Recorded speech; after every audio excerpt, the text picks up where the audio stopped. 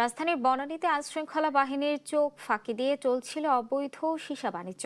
আর সেই বাণিজ্যের গোপন স্টোরেজ হিসেবে ব্যবহার করা হচ্ছিল করাইল বস্তি। শুক্রবার বিকেলে করাইল বস্তির বিটিসিএল কলোনিতে অভিযান চালায় মাদকদ্রব্য নিয়ন্ত্রণ অধিদপ্তর। সেখান থেকে বিপুল পরিমাণ অবৈধ সীসা সরঞ্জাম উদ্ধার করা হয়। পাশাপাশি 2 মাদক কারবারিকে গ্রেফতার করা হয়।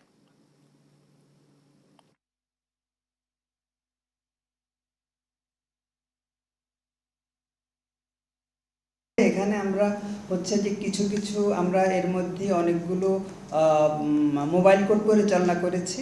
সেখানে যাদেরকে আমরা এই ধরনের অপরাধের সাথে সম্পৃক্ত পাচ্ছি, মাদকের সাথে যারা সেবন করে বিশেষ করে, তাদের জন্য সরাসরি মামলা করে ব্যবস্থা নিচ্ছি। মোবাইল কোর্ট পরিচালনা করে এটা প্রতি সপ্তাহে কিন্তু সেখানে চলছে।